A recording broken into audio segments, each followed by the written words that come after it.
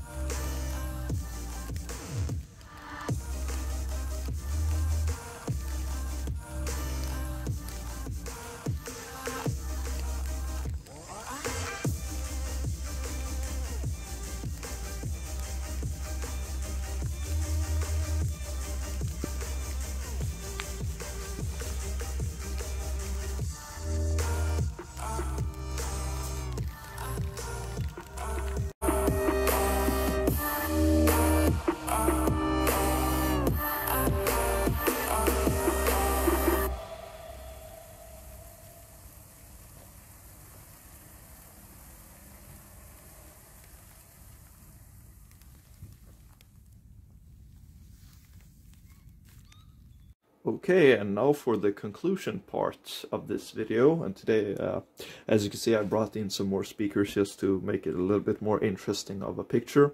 Here we have an Extreme 2 sitting on top of the Eneby 20. It's kind of bizarre. It actually weighs 1 kilo more than the Eneby.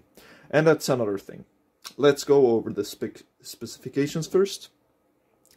This one right here, the Motion Boom, has 2 titanium drivers and is a 30-watt speaker. This one right here, I think the Eneby is 28 watt, which is less. This is a passive radiator design, as you can see, whilst, let's just take that off. There we go. This is a port design from the Eneby. You also have aux in. And you have like the standardized, I don't know what you call it, plug or whatever, DC plug. And it got its power supply in it, so you don't need a power supply or anything. Whilst the Motion Boom does have USB-C, which is really comfortable, because usually, unless you're an iPhone user, even if you don't have a Mac, that is, you don't have that charger. And you get a USB-A out, so you can charge your own devices as well. These both are 1.5 kilograms.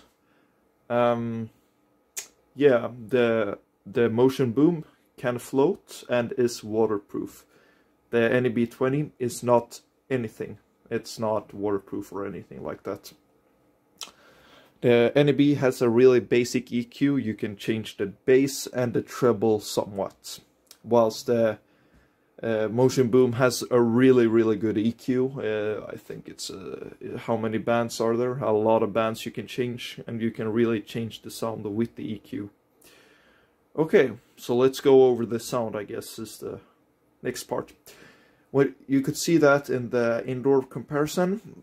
I think the Eneby has nicer highs, and mids are a bit nicer as well. I don't know, I think they're better separation if you're comparing that to the Motion Boom, and it just sounds crisper and better, I think. The mids, yeah, I still favor the mids. I think they're better separation and they're clearer when you listen to I don't know, other types of the contents, like for example people talking or singing and whatnot. Of course there is like EQs for that on the Motion Boom. You have a voice EQ, but it's still not as like clear as on the Eneby 20. But let's go over what favors actually the Motion Boom, and it's especially the bass. The bass is it's better in all categories. It's just gets a bigger bass, and it's a lot more deep bass and upper bass. It's just a fuller bass. The bass from the Eneby 20 indoors is not bad, right? It's not bad, but comparing that to the Motion Boom, it's yeah, it's not really close, if I shall be honest. Like, you could, my room was vibrating, so I had actually to turn down the volume a bit whilst recording, because yeah, I don't want any noise complaints. And that's only on 30% volume. Of course, you may differ. You might like to listen at a little bit higher volumes, but yeah, especially the place it was, yeah, entirely different sound. Anything else? Yeah, the bass is better, and when it comes to outdoor, I think the Motion Boom just wins again. Especially that nice bass it retains if you're standing close to it at 50% 50% volume. And when you move back and you could hear them at 100% volume, you could really hear that the Eneby 20 struggled quite a bit. And it is because it's volume pumping. It's louder at one point when the bass is not kicking in. And when the bass kicks in, the limiter tries to like equalize so the output doesn't get too strained. And then it lowers the volume. Whilst Motion Boom retains its full volume, which is much better sounding at 100% volume. There is some bass on the Eneby 20, but the volume pumping, I can't listen to that, sadly enough. That's kind of awful, shall be honest. Yeah, that was it. Any comments, leave them down below, as I've said in the intro. And yeah, if you want to see any more comparisons between maybe some of these speakers, I don't know, maybe in some other speaker, let me know down below, or just a comment of a gratitude or a question, maybe. Well, thank you for watching, and see you guys in the next video, maybe. Who knows? Cheers.